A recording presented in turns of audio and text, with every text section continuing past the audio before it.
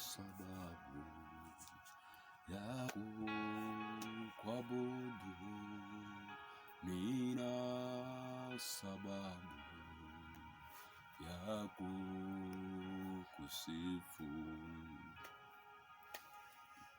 nina sababu ya kuabudu, nina sababu ya kukusifu, nina sababu ya kukupenda, nina sababu ya kukupenda.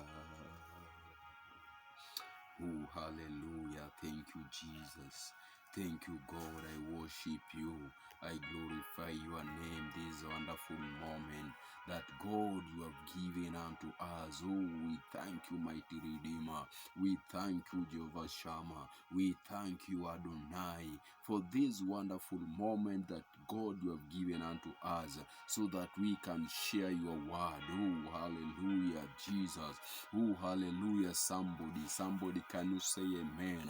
Somebody say amen. Somebody praise Jesus. Bwana Yesu na asifiwe. Mpendwa mtazamaji, ninakusalimu kwa jina la Yesu Kristo aliyetufia msalabani ni kwa ajili ya dhambi zetu, ndiposa wewe ukapata uokovu, na ndiposa akasema sio wewe unaishi bali ni yeye anaishi ndani yako. Asante ni kwa ajili ya wakati wako na ambapo umechukua wa kututazama katika runinga yako, ya kututazama katika TV yako, ya kututazama hata kwenye simu yako. Bwana Yesu asifiwe. Wewe ni mtu wa maana sana, wewe ni mtu wa dhamana. Tunawaenzi katika jina la Yesu Kristo. Leo tunaenda kuongea kuhusu mambo ambayo yanafunga binadamu, mambo na ambayo yanafunga maisha ya binadamu, mambo na ambayo yanafanya uzunguke mahali pamoja, mambo na ambayo inakufunga hata wakati ambapo unaenda kazini, unapata kazi yako imefungwa, hata wakati unaenda hospitalini, unapata kuna magonjwa yako ndani yako na yamefungwa mahali pale. Bwana Yesu asifiwe.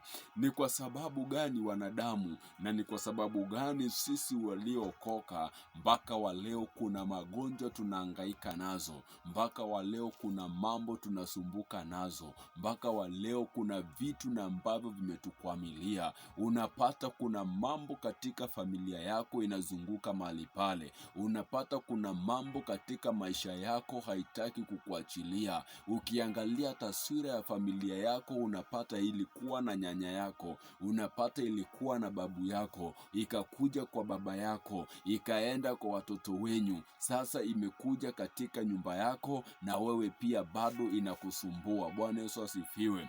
Huenda umeenda kwa wahubiri tofauti, wengine mmeenda kwa waganga na wachawi ili mkapate usaidizi. Praise be to the living God. Lakini bado haujapata hiyo. Praise be to the living God. Bado unahangaika tu katika ile hali moja, bado unahangaika katika mambo moja. Bwana Yesu na asifiwe. Praise be to the living God. Somebody, leo niko katika runinga yako, niko katika simu yako, ndiposa nikakusaidie, ndiposa tukasaidike. Bwana Yesu asifiwe. Huenda kuna vitambaa umepewa na waganga na wachawi, huenda kuna ilisi umepewa na waganga na wachawi, huenda kuna mambo mengi ambayo umefanya ambayo ni ya kiushirikina, ukapata na ukapewa na wachawi, na ndiposa zimekufunga. Bwana Yesu asifiwe. Huenda unasema umeokoka, huenda unajiita wewe ni mwokovu, lakini kuna mambo yanajirudia katika maisha yako na mambo yamekataa kutoka katika maisha yako. Praise be to the living God. Kuna miungu na ambazo tunawaabudu, ambapo wewe umeokoka, lakini kuna miungu mpaka wa leo bado unaziabudu. Bwana Yesu asifiwe. Tunaenda kusoma katika kitabu cha 1 Samuel. Praise be to the living God. 1 Samuel chapter 7. 1 Samuel chapter 7 verse 3. And the Bible says, Samuel told the Israelites, if you are really coming back to the Lord, with all your heart. Bwana Yesu asifiwe. Samueli akaambia Wanaisraeli kana kwamba kama munarudi, muko na uhakika munarudi kwa Mungu wenyu kwa haki na ukweli. Bwana Yesu asifiwe. Munakuja kwa haki na ukweli mbele ya Mungu wenyu, basi you must throw away your foreign gods and your idols of Ashtaroth. Bwana Yesu asifiwe.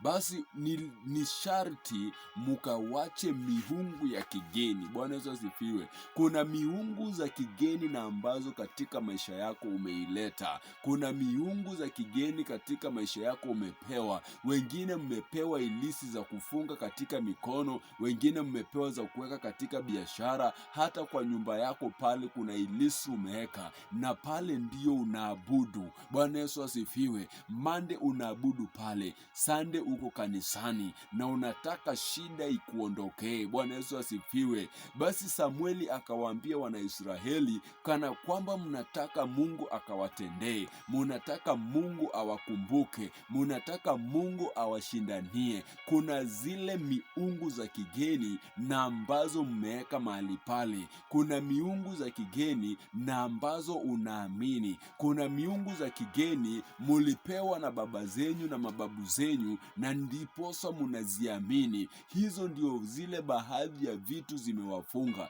Ndiposa unapata unasema hii ugonjwa yangu haiwezi kapona. Bwana Yesu asifiwe. Unasema hii shida yangu haiwezi kapona. Unasema siwezi nikaachilia hili kitu langu. Bwana Yesu asifiwe. Hizo ni miungu za kigeni, na ndiposa Samueli anawaambia wachilieni miungu za kigeni ndiposa mukaone Mungu. Inaendelea ikisema aje? You must give yourself fully to the Lord and serve only him. Basi mukajipeane nyinyi kimuhanga kikamilifu kwa Mungu na mumtumikie yeye peke yake. Bwana Yesu asifiwe. Ni kwa sababu unapomtumikia yeye peke yake kuna mambo mazuri unapata. Unapotumikia Mungu peke yake unampa nafasi ya kwanza katika maisha yako. Unampa nafasi ya kwanza katika maisha yako. Praise be to the living God. Inasema ikiendelea ya kwamba then he will save you from the Philistine. Bwana Yesu asifiwe. Basi unapojipeana kwa Mungu atakuokoa kutoka kwa mikono ya maadui. Atakuokoa kutoka katika hiyo hali yako ambayo uko ndani. Atakutoa katika ile situation ambayo imekukamata. Atakutoa katika ile vitu inakusukuma. Praise be to the living God. Kwa hivyo unapotaka Mungu akuhudumie, wachana na miungu za kigeni, wachana na miungu na ambazo ulipewa na bababu zenyu. Kuna zingine umetoa kafara ni kwa ajili yake. Kuna zingine umefanya mambo yasiyofaa ni kwa ajili ya miungu hizo, na ambazo ulipewa na Wanafilisti, na ambayo ulipewa na mababu zako, na ambazo ulipewa na watu uliowaamini kana kwamba watasaidia maisha yako. Kuna wengine walijiita ni manabii, kuna wengine wakajiita ni walimu wa neno, wengine wakajiita ni mapasta, wakakuja katika maisha yako. Kuna baadhi ya vitu walikupea ilhali ni vitu za kukufunga, ukajifanya wewe ukaiweka pale na kuweka imani yako, ikawa ni wewe unaiamini. Lakini asubuhi na jioni ya leo ninataka nikuambie ya kwamba wewe mtazamaji unayenitazama, maandiko inasema katika 1 Samuel chapter 7 number 3 inasema ya kwamba kama una hakika unarudia Mungu wako, basi achana na miungu ambayo ulipewa. Achana na miungu za kigeni, achana na hiyo ilisi ambayo ulipewa, achana na ile mfupa ulipewa ukaeke, achana na vitambaa na ambazo ulipewa. Wengine hata umepewa vifagio ambao unaenda ukifagia. Achana na vitu kama hivyo, ndiposa Mungu achukue nafasi ya kwanza na ya kipekee katika maisha yako. Praise be to the living God, somebody. Oh, hallelujah, somebody. Are we listening to us, somebody? Are you listening to the word of God? Ni sababu anasema ya kwamba utakapoachana na miungu mingine, utakapoachana na miungu za kigeni, basi utaona Mungu wako akiwa katika maisha yako. Utakapoona Mungu wako ndani yako, atakuabudu Jehovah. Praise be to the living God, somebody. Close your eyes as we're going to praise this moment. na Mungu akubariki, Mungu akuinue. Baba, tunasema ni asante Mungu Ishemelale. Tazama huyo ndugu, huyo dada, huyo mtoto, huyo nyanya, huyo mzee, watazame jioni ya leo, Mfalme wa amani, manake wamekuaminia.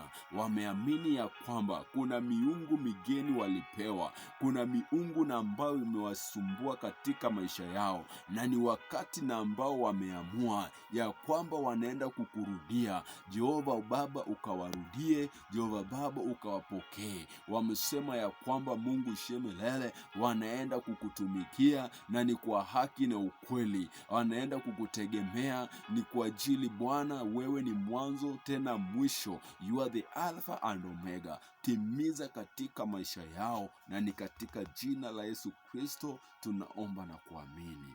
Amina. Ukabarikiwe na Mungu akulinde, akuzidishie neema yake ikakujae. Amina.